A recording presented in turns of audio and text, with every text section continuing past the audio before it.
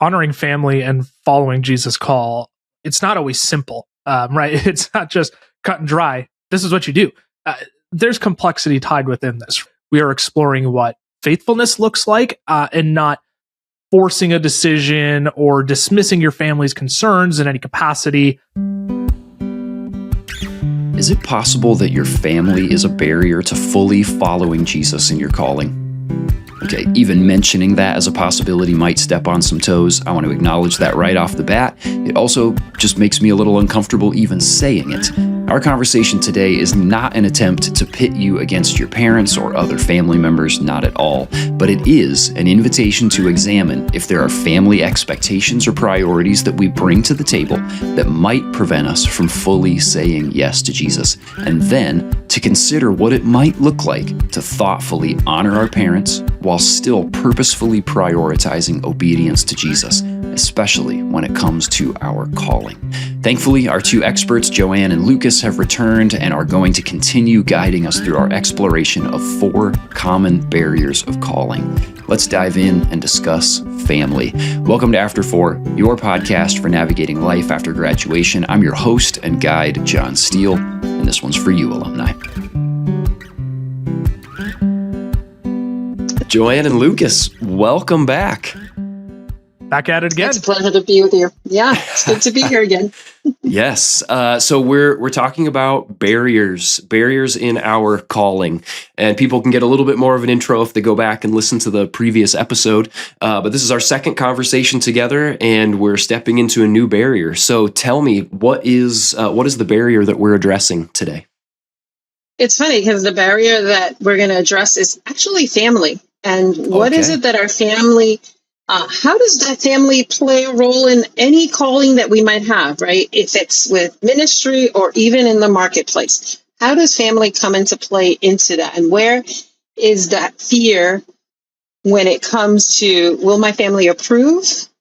Will my family support me? Will my family agree that I might have to move? Will my all of those things play into what does it look like to honor our family in the process? Yeah. Boy, I feel like we have the potential to be maybe stepping on some toes here, even just by acknowledging that family might be a barrier. Like that feels like something that people could kind of like bristle at a little bit. So I'm very interested to see where we go with this conversation today. And I think in the spirit of how we closed out last week's episode of, hey, let's be real. I'll just name on the front end, like honoring family and following Jesus' call. It's not always simple, right? It's not just cut and dry. This is what you do. There's complexity tied within this, right? So I want to make sure we name that on the front end, but I do think the posture that we want to enter in with today is that we are exploring what faithfulness looks like, and not forcing a decision or dismissing your family's concerns in any capacity. Yeah. What does faithfulness look like? That's the posture and tone that I hope we address this with today. Yeah. Yeah, because I could just let me start off with my own story. Did my family understand my calling? No. And I still think they don't understand. And I've been in ministry for 34 years. Is it for me to have them understand?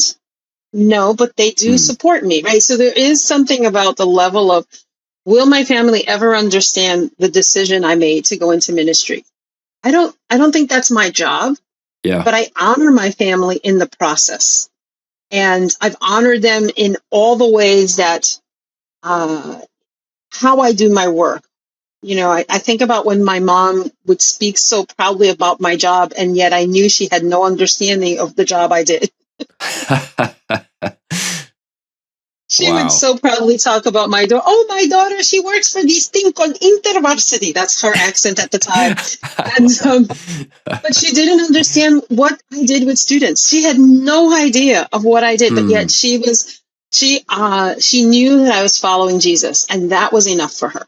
But she had this misunderstanding, not understanding at all of what I did, but she knew I was following Jesus, and that was enough for her to know. Yeah. Lucas, your family must have been very excited, right, for you to come on staff? Oh, yes. Yeah. They heard that I was going to come on staff and not know where my paycheck was coming from each month, and they were stoked. No, which I think I might have maybe a little bit of a fascinating twist. I'm actually an only child, and so my mom, love her so dearly. I am a mama's boy through and through. She was so concerned. Okay, I get you really like doing this ministry thing, Lucas, but have you thought about going into the marketplace? You're getting a marketing degree. Have you thought about getting a nice, stable paycheck each month? Again, my mom didn't fully understand maybe that I was truly pursuing what I believe God was calling me to. But similar to your story, Joanne, she supports me. Both of my parents support me. They didn't quite understand it. I think my mom still maybe sometimes questions, like, why would you not just take the security? Yeah. But yeah, especially as an only child, they wanted to make sure I was well, I was able to take care of myself, however that may be, financially, holistically, mentally, whatever it may be. They just want what's best for me. And so, yeah, that was definitely some tension that I had with with my mom specifically when I made this decision. No, this is what I want to do occupationally. Well, I can speak to even outside of ministry, but like before I joined InterVarsity staff, I was adjunct faculty at a university, and I had moved like really far away from home to go to my master's program. And when I decided to accept an invitation to be an adjunct faculty, it meant that I was not going back home. And so even that, like, it was just the tension of like, wait, so you're not like going to move back and be close to us again? You're still going to be hours and hours away from home and not really even knowing like what the direction is. So even I felt that tension of like, am I really going to say yes to a job that is going to keep me far away from my family for even longer than I thought was going to happen? So yeah, ministry or not, which is, the sort of the broad umbrella that a lot of our conversations are falling under, is like whether you're considering ministry or something in the marketplace or something totally different than either of those things, that we can feel these tensions and these barriers in each of those places. And so what does it look like for us to navigate those things well? Here's the thing that I think that we forget, that God is not only doing something in us, but he's also doing something in our family. Oh, right. Wow. And so Totally. the place of this honoring and understanding, it's kind of like, what are you doing in me and what are you doing in them? And that's actually the work that God is doing on both ends, right? And I have to lean into both of those. And I also need to lean in not to try to control both of those. Yes. Each time that we meet together here, you have some scripture for us to consider as a place for us to enter in and think like, where's the Lord at work? And where have we seen this before in places that we can trust and that we can draw from? So take us to scripture for this conversation around family. Yeah, we'll be diving into Luke 2, verses 41 to 52. Every year, Jesus' parents went to Jerusalem for the Passover festival. When Jesus was 12 years old, they attended the festival as usual. After the celebration was over, they started home to Nazareth. But Jesus stayed behind in Jerusalem. His parents didn't miss him at first because they assumed he was among the other travelers. But when he didn't show up that evening, they started looking for him among their relatives and friends. When they couldn't find him, they went back to Jerusalem to search for him there. 3 days later, they finally discovered him in the temple, sitting among the religious teachers, listening to them and asking questions. All who heard him were amazed at his understanding and his answers. His parents didn't know what to think, though. "Son," his mother said to him, "why have you done this to us? Your father and I have been frantic, searching for you everywhere." "But why did you need to search?" Jesus asked. "Didn't you know that I must be in my father's house?" But they didn't understand what he meant. Then he returned to Nazareth with them and was obedient to them. And his mother stored all these things in her heart.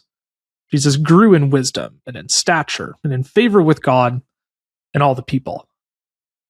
How much you want to unpack there to begin with, Joanne? Because I think a lot of what we have shared within our story so far is like, oh, yeah, okay, so Jesus quite literally walked through this reality.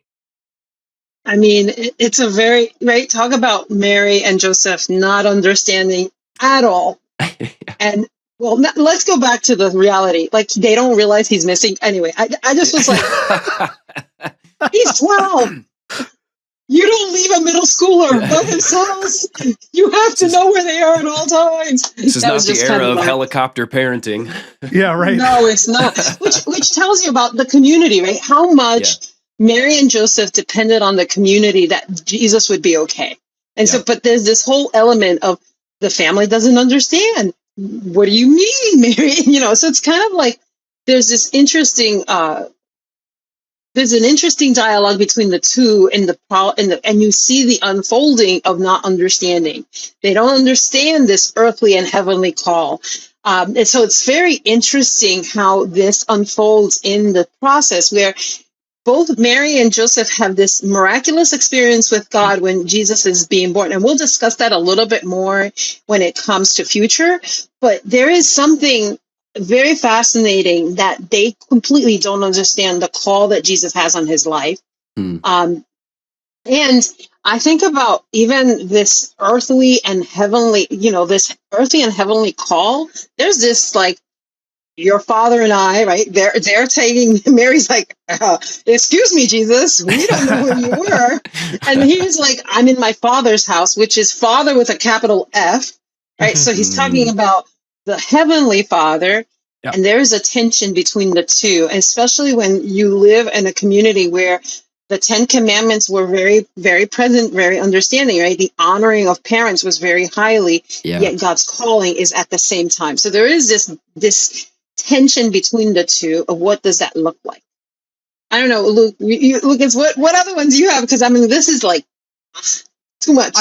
It's a lot. It's a lot, right? And I think I love Jesus' response to what you've named as well, right? The earthly versus the heavenly call. We see Jesus both act in faithfulness and in honor to his parents as well. He goes home and he is obedient in 51, right? He returned to Nazareth with them and was obedient to them. And I think the next sentence too, it just makes me stop in amazement. As I was reading it, even I'm like, that's rich. And his mother treasured all these things in her heart. You talked about how Jesus is doing something in the midst of your family as well, when they might not fully understand why you're pursuing this calling Jesus has laid on your heart. Mary is clearly being transformed in the midst of this as well. She's holding all these things like maybe I don't understand, but would God actually do something in my heart as I'm navigating this uncertainty, this like disbelief of why are you gone? Why aren't you with us? Why are you still here? Why are you engaging with all these teachers of the law and engaging with all of their questions with such like deep understanding that we may or may not have actually fully known?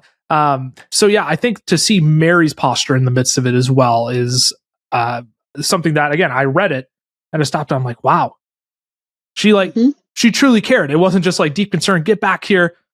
No, it seems to me she's making a conceited effort to understand.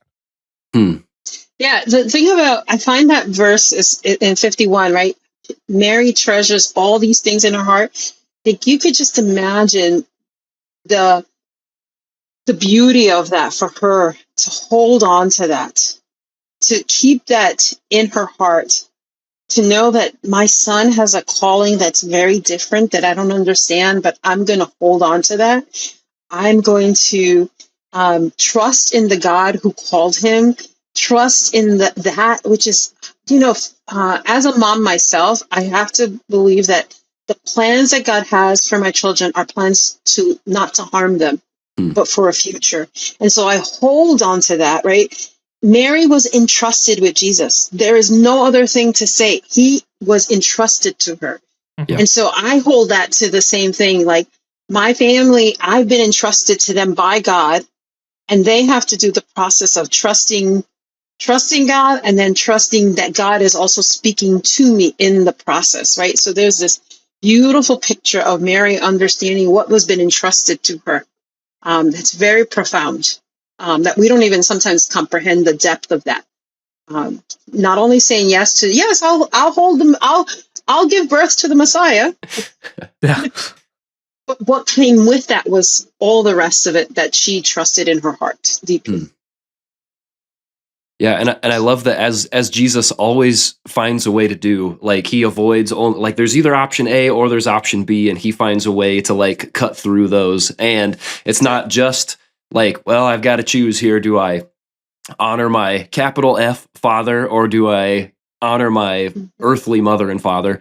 And he's like, no, I can do both of these things at the same time. It might require a little bit of fancy footwork, but he's also Jesus, so he can do that stuff really well. For the rest of us, it might require a little extra pondering to figure out what that looks like, but that there is a way to keep honor and faithfulness together in the midst of those things. And that's just that's encouraging to me to know that it isn't just an either or.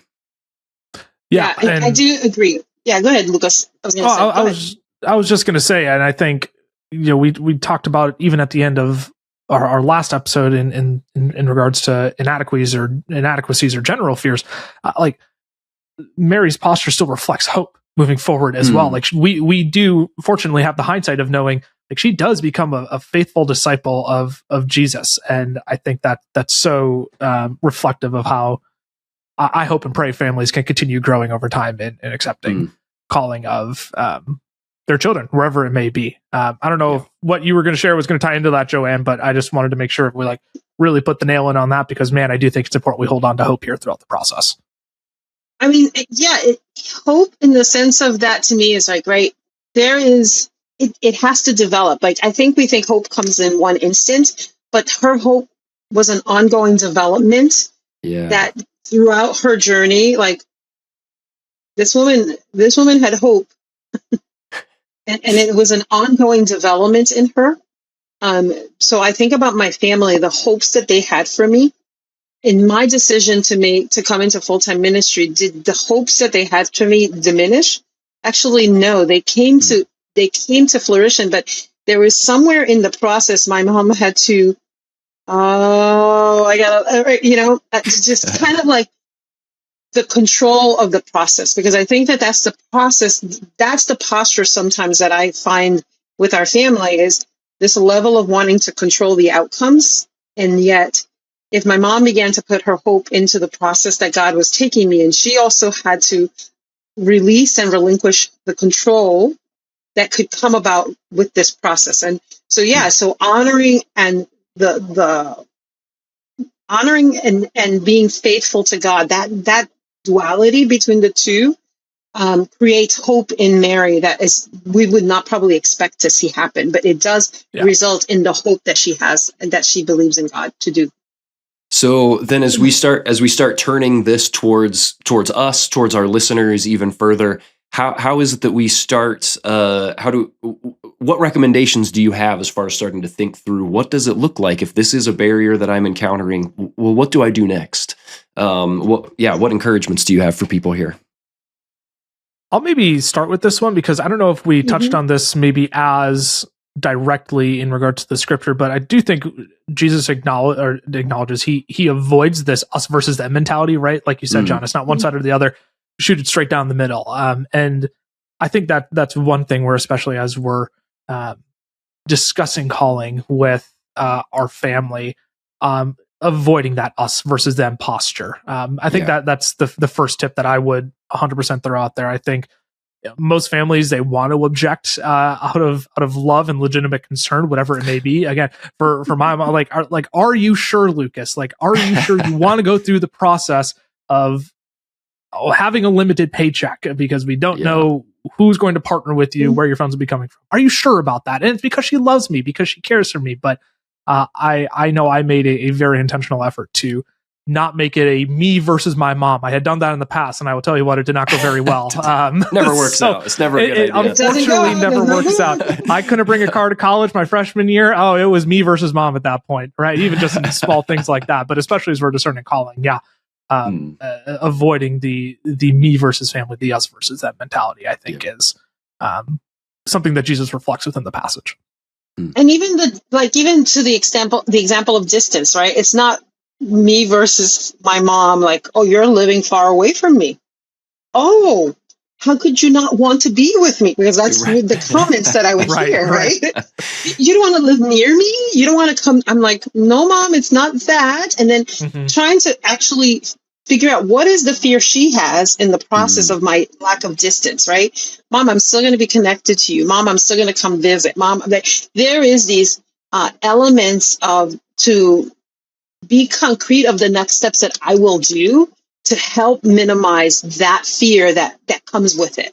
Right. So it's not that we're against you, Mom. It's not that we're going to. Right. So how do I then come back to really looking at what is the actual thing that you're afraid of? And let's talk about it. Let's come up with some concrete steps, Mom. What does that look like? You're still coming for Christmas? Yes, Mom. I'm still coming for Christmas. Yes, Mom. My phone still works from a distance. I still can use Zoom to talk to you, right? Yeah. Those are the kinds of things that being proactive to think about what is the thing that actually is the value system? What's the value that is really the fear underneath when family is opposing to you? What's the thing that they really speak of? So I think about it from my kids. Like, my kids know that wherever they decide to do, I still love them. I want them to know that I'm blessing them to go. And I then need to be aware of, what am I projecting in the process? What's the thing that I'm projecting so that my daughters would know that actually I want to bless you to go. I want to bless you to go. And so the conversation really is there. And I have to be okay to know that there's validity in the pain. The pain is real. Mm-hmm. The pain is not that, I think about Mary's situation. That pain was very real for her. And eventually in the scriptures, we see how that pain really does become very real. Yeah. And the cost of Jesus' calling caused her deep pain. And so I wouldn't want to minimize that, and I don't want to over spiritualize it. Pain is real, and it causes us to have to lean into the Lord in a different way that we don't even sometimes understand. So yes, I don't understand everything, but it causes me pain, yes. And then I'm going to turn to the Lord in that pain and say, Lord, would you come? So my calling could create objections from my family, and it causes pain, and I need to be okay with that. Yeah. And I think too, not only acknowledging that, continuing to I'll say, like, personally dialogue with Jesus about that as well. But I think continuing to do follow up with your family even after an initial conversation as well. Joanne, you named it within the text, right? It was not just like a one time and hope is here, right? It is an ongoing thing. And so I think there's an element of, like, we can continue processing with our families in regards to all this as well. They can continue processing together with you. And like, and maybe that's even like, you can tie that into a concrete next step of like, hey, can we keep this an open conversation? Like, are you okay if I actually bring this up next week? Like, I just want to continue dialoguing about it with you. And I think the more willing we are to step into dialogue, maybe fearfully, but being acknowledging like pain and fear in the midst of that as well, right? That's going to be a common theme I think we continue tapping into throughout this series is, what can the Holy Spirit do? What can Jesus do in the midst of the fear, the pain, through all of these barriers in discerning calling? Yeah. I would also add that for me, I probably couldn't have that dialogue with my mom directly. Because I knew that was not going to be received by my mom in a way that was like, no. Right? I could just hear her, and I could see it. Well, some of the things that I did was expose her to the ministry that I actually was a part of, right? So how do you expose your parents to the work that God might be calling you to? So I think to be aware of, how do you talk about your work around your family? Yeah. Oh, I can't deal with this anymore, right? Yeah. That type of dialogue is not helpful for a family who loves you and cares for you. Yeah. But what does it look like for me to say, hey, Mom, I just saw a student be transformed with the gospel. What happened? Right. So I'm becoming a witness. So where do I vent about my work is really important, because if my family hears me venting, I can't deal with these deadlines. My boss is driving me crazy. And why then are you there? Right. So there is a posture of knowing that what we share with our family might not be the best place to talk about it. And so what is it that how do we testify of the work that we've been called by God in a way, not that we are lying about it, but we actually know where to be able to speak of the goodness of the process of it that really is helpful, because these are the people that love you the most. They have their best interest for you. And so keeping that in mind to know how do we talk about our work is really important. Yeah. That's good. And I like the way how you, again, following up in regards to like just talking in general about it, right? Because you talk, how do we expose our families to this? I mean, it's easy for me. I shouldn't say easy for me, but like one way that I've done that as on staff specifically that I recognize isn't as applicable across the board is like when we have volunteer opportunities, I say, hey, mom, dad, come participate, come see what God is doing in these students around me. And I understand there's probably little to no bring your parent to work days that exist out there, right? So it's not like it's not easy to just throw them in. Hey, come watch me sit at my desk and crank out these Excel sheets all day, right? But I love that you named that, Joanne, of like we can have creative conversations in different ways with our families that isn't just let's set a concrete date and do this around dinner again, right? How do we actually present the work that God has called us into with our families in multiple conversations that follow? And I would say added to that, right? Because I think that I never wanted to make a decision on my own without including my family in the dialogue, right? Yeah. And so I think that for me to honor them was to say, hey, let me invite you a little bit into the process of my decision making, which was not that they were making the decision, but they were involved in the decision making. Right. So I think this passage was very interesting that Jesus doesn't say, oh, mom, dad, I'm going to stay here for a little bit. I'm going to invite you in. Right. But in the process, though, he honors them in that. And so I think for me, I think about where are the places where I invite my family now that I'm an adult and I have my husband and other folks. How do I invite them into the process of decision making? So even now, as I'm in this position with InterVarsity and been on staff for 34 years, I include my daughters in my process of decision making, right? So my next career move, I invited them in and I said, what do you think? Should mama do this? Yeah. Should mama be taking this role in? And they actually were like, well, mom, this. And they were very clear about what I shouldn't be doing or should be doing. And I took that into consideration. And then I said, what if I did this? And they're like, that sounds good. And that sounds like a good decision. And even the person who was hiring me, I actually said, I need to consult with my family. Because, it helped them to understand that they may not have a say, but they play a part in my role. And so I wonder what type of, what if in our decision making, when we take a role or we take a position, what would it say to what would it say to the marketplace? What would it say to people around us that I need to consult with other folks in the process? We would be against the grains of our culture if we began to do something like that, to say, I need to find a little bit more, consult with other folks in this process. Because we're not an island. We live with other people. We live in community. We live with other folks. And for some, it might not be your spouse. It might be your friends. That might be your family, and you need to keep that in mind. Totally. Yeah. What are your friend communities saying to you in this process? Because you live with those people. You do life within that community, and that community has a lot to say about them. And pay attention to them. Yeah, I think that's really helpful because this is not the case for everybody. I recognize that, but for many of us, I mean, our parents have been some of our most trusted confidants throughout the early stages of our lives. And so to feel like I've reached a point where I can no longer trust my parents' input is like just painful and silly and unnecessary. Now, you may have to enter into a new level of sort of sifting through the input that they give you.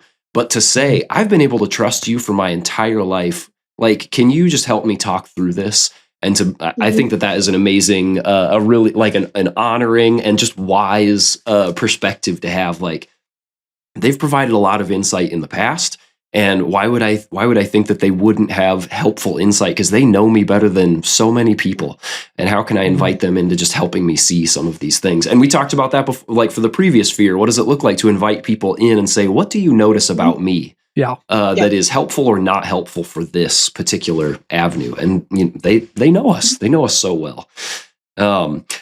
Joanne and Lucas, I wonder, do you have any, we've talked a lot of practical, helpful tips. Do you have just a final word of encouragement that you would offer to our young alumni as they think about engaging with family as they make some of these decisions? And I'll keep mine short and simple because I think this is something that I've been holding on to. As Joanne, you mentioned, like, okay, as I looked at my next role, I consulted my daughters. I recently took a new role within an university in the Metro Minnesota area as associate area director. My regional director wisely told me, make sure you consult your wife. It was on the radar, but even in dialoguing with her, right? Misunderstanding or not even fully understanding the full picture, like, does not equate to opposition at the same time either. So it does not mean when my wife didn't fully understand, okay, I understand promotion sounds nice, but okay, but why shift campuses? Why shift ministry focus? Why? She's not opposing me in any way. It's just, she just needs more details, needs more understanding. And so I think as we continue to have conversations with our families, whether that is parents, friends, spouses, children, whoever it may be, misunderstanding does not equate to opposition. And I want to make sure we enter in with that and fully understand that as well, because I think it does help us frame the way in which we dialogue moving forward. Yeah, and I would probably say that faithfulness to the Lord is important. And so what is it the Lord is calling you to be faithful to?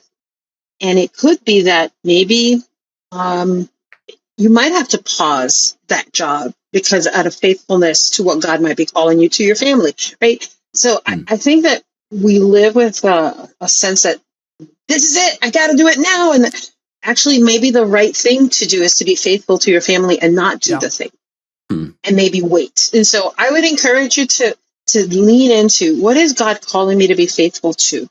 Yeah. And it's not to the job, it's not to the family, it's to Him. And what does that look like in the process as you discern, as you face the fear of opposition? Like, what, Lord, you're calling me to be faithful to you in this process. And it's not to a job, it's not to my family, it's faithful to you and to your calling. And what would that be? And the calling could be something else, but just leaning into that faithfulness of, God, you've called me.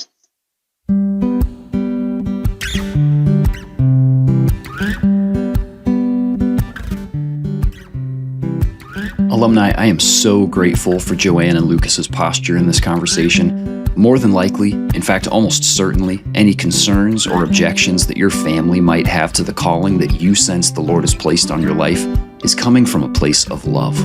Now, it might also be coming from a place of fear. And as Joanne reminded us, the Lord isn't just at work in you in this process. He is at work in your family as well.